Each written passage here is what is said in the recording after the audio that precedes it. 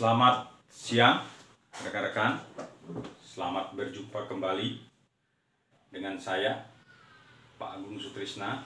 Ya, pada kesempatan ini saya ingin membahas permasalahan yang biasa terjadi di masyarakat dengan bahasa yang santai, mudah dimengerti, bahasa anak kampung, yaitu tentang penagihan hutang di media sosial. Sebelumnya, sampaikan salam lentera hukum. Mudah-mudahan lentera ini bisa menerangi kegelapan rekan-rekan, kebuntuan rekan-rekan tentang permasalahan hukum yang terjadi di masyarakat.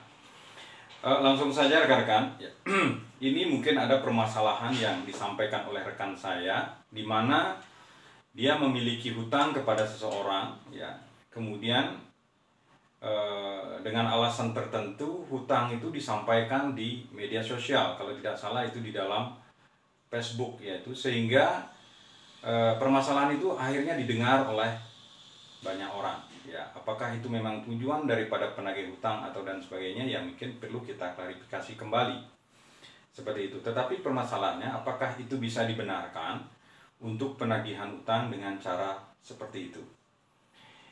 Ya, perlu saya sampaikan, saya memberikan ilustrasi sejenak, yaitu tentang mungkin kita di Bali kenal dengan istilahnya desa kale patra. Ya, semua permasalahan itu terkait dengan ruang, tempat, dan waktu. Nah, kenapa saya perlu sampaikan itu? Nah, jadi kebenaran itu tidak berdiri sendiri. Jadi kebenaran itu kalau disampaikan di tempat yang salah, dia bisa menjadi sebuah kesalahan. Kebenaran itu disampaikan dengan cara yang salah, ya, dia juga bisa menjadi sebuah kesalahan. Atau kebenaran itu disampaikan dalam waktu yang salah, nah dia secara etika di masyarakat dia bisa merupakan kesalahan. Nah, demikian pula halnya yang saya sampaikan tadi. Utang piutang itu mungkin materi realnya seperti itu, tetapi kalau itu disampaikan di media sosial dengan cara yang salah, ya itu bisa menjadi sebuah kesalahan. Karena seperti yang saya sampaikan seringkali, bahwa hutang piutang itu adalah permasalahan di dalam hukum perdata, yaitu bisa diselesaikan, kalau memang ingin diselesaikan secara hukum, itu bisa diselesaikan di pengadilan negeri tempat hutang itu terjadi, atau di pengadilan setempat tempat domisili daripada hutang itu yang sudah disepakati di awal. Nah, seperti itu. Melihat agak lebih jauh lagi, yaitu kalau hutang itu dibawa ke ranah pidana, mungkin kita bisa lihat itu di dalam Undang-Undang Hak Asasi Manusia, yaitu di dalam pasal 19 ayat 2, yaitu Undang-Undang Nomor 39 tahun 2019 tentang Hak Asasi Manusia, itu menyatakan tidak seorang pun atas putusan pengadilan boleh dipidana atau dipenjara atau kurungan berdasarkan atas kesalahan, alasan ketidakmampuan untuk memenuhi suatu kewajiban dalam perjanjian hutang piutang.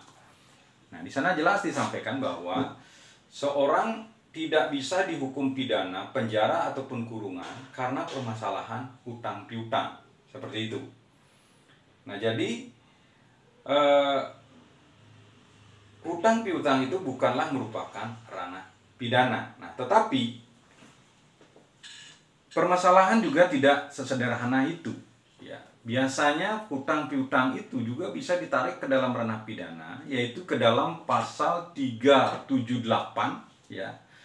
Itu tentang penipuan, ya. Kalau saya bisa bacakan di sini, pasal 378, yaitu barang siapa dengan maksud untuk menguntungkan diri sendiri atau orang lain secara melawan hukum dengan memakai nama palsu atau martabat palsu, dengan tipu muslihat atau serangkaian kebohongan menggerakkan orang lain untuk menyerahkan barang atau sesuatu kepadanya, atau supaya memberi hutang maupun menghapuskan piutang, diancam dengan penipuan dengan pidana penjara paling lama 4 tahun.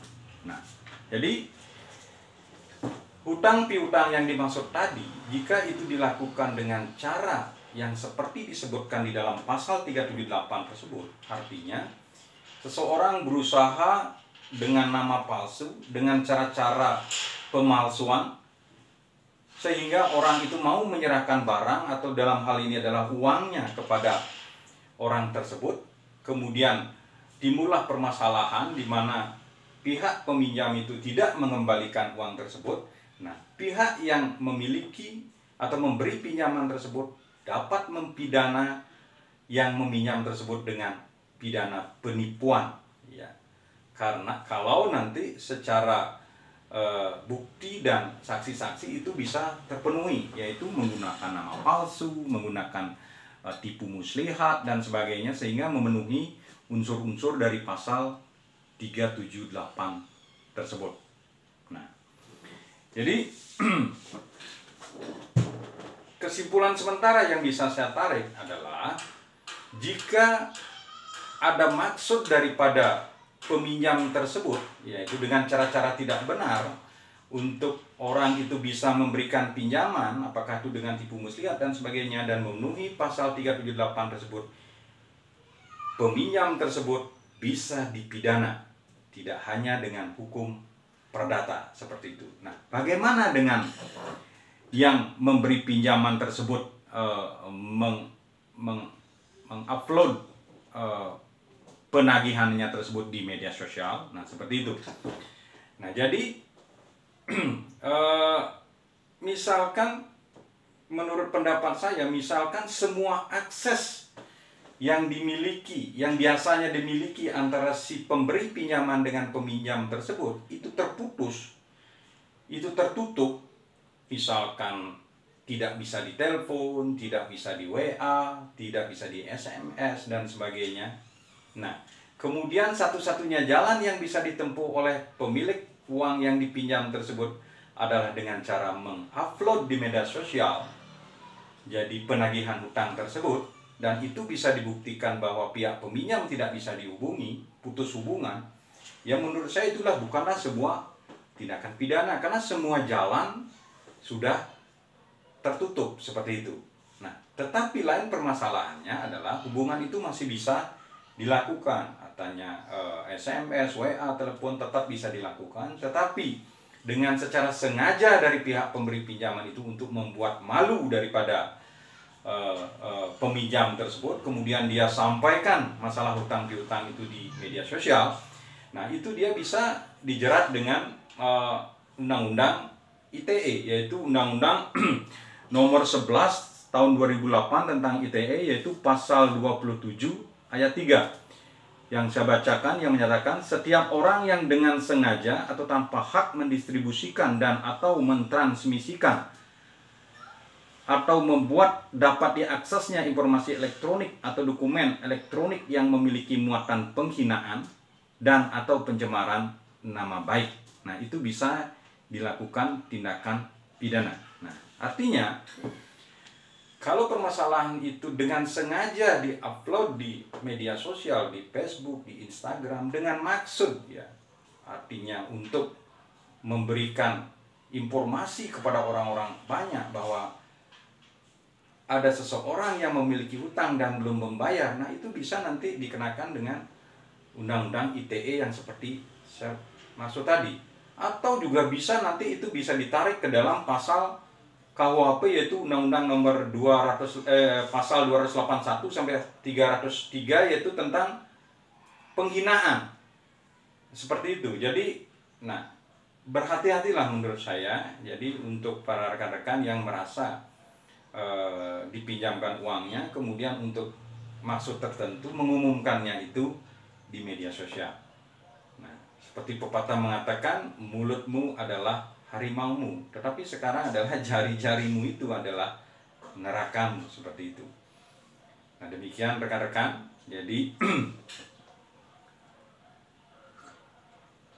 jadi apa yang saya sampaikan tadi mudah-mudahan bisa memberi pencerahan kepada rekan-rekan bahwa apa yang menjadi tindakan seperti tadi, apakah itu menyiarkannya di media umum atau malah lari dari tanggung jawab, mematikan HP, tidak bisa ditelepon dan sebagainya.